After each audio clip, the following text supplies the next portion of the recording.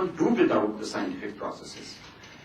Second, the point which is that co-optation is not a fashion, not a refuge, but it is our practical life. It is the need for Gandhi when he says that religion and politics I will always do together. I will do politics and religion in politics. Because they sum up the total reality. So this cooperation is nothing but a ras or a dalliance of the opposite. A dalliance of the opposite. And there have been very, very important things. You know, I can just remind you the World Faith Development Dialogue, of which I was a part, which Alliance on Religion and Conservation took place. A religious leaders group sat with World Bank and IMF, and very significant economic policies governing this world were shaped. Very significant, some of them. But since 1947, we have tried very hard to disconnect. Very hard to disconnect. And what happened then? The Ganga, who was a Devi, was pure. But when we made it a water body, it is worse than a sewage stream. Yamuna, who was Krishna's Padrani, so long as was Krishna's Padrani, it was pure. I have drank Yamuna water. That was the purest, safest water up to 1980 in Vrindavan. Up to 1980. Or they were, if we took the forest in the Himalayas to be the Shiv Jatas, they were intact. But in 47 we became free. We rigorously tried to disconnect, and the results are there.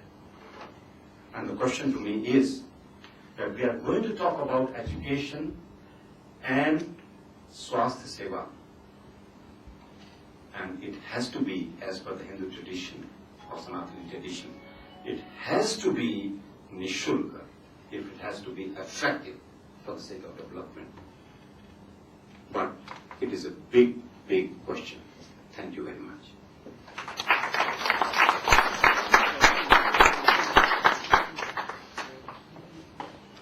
Thank you very much.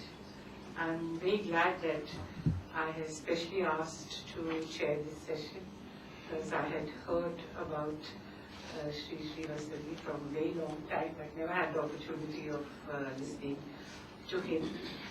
Fascinating array of ideas and what shall I say, history has been opened up in his presentation. It's very difficult to pin it down and say this is what he's talked about.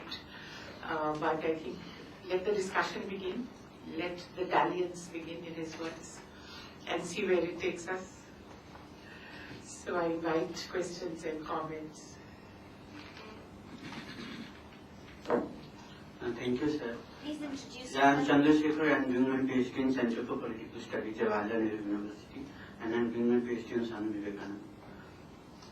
I have a question regarding the regarding the characteristics of bhakti, as you have pointed out. Actually, so for me, I am actually searching for the collective characteristics of bhakti, because if we see from the long tradition, I mean, we have a very individualistic kind of bhakti we perform. I mean, may it be Sri Shankara's idea of Jivan Mukti, or kind of moksha-oriented idea, or you come to Bhagavatam, the 10th skandha of 30th chapter Gopi Gitam.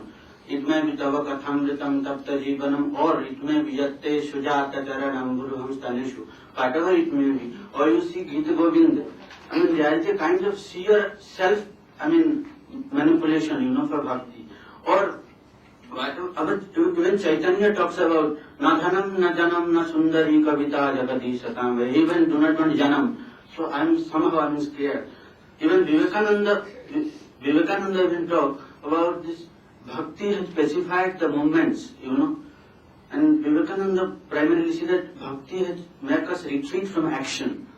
So, how to reorient this Bhakti for the collectivization, and how should we see Bhakti in the context of collective nature, and how do you see the Bhakti as a collective component in our whole tradition of long Indian sacred tradition?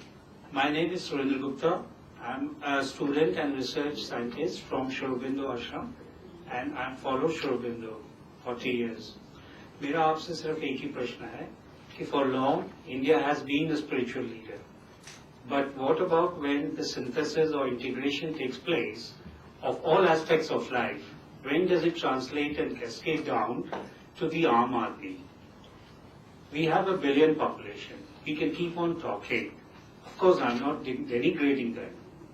But मेरी उत्सुकता है, हिंदुस्तान मेरी माँ है, अस्पताल में है, आप 1 साल में 2 साल में हमें क्या दे सकते हैं?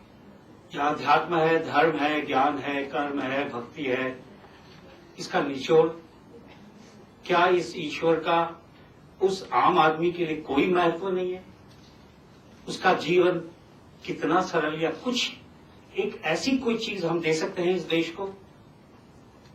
और नहीं तो फिर इसके मायने क्या हुए?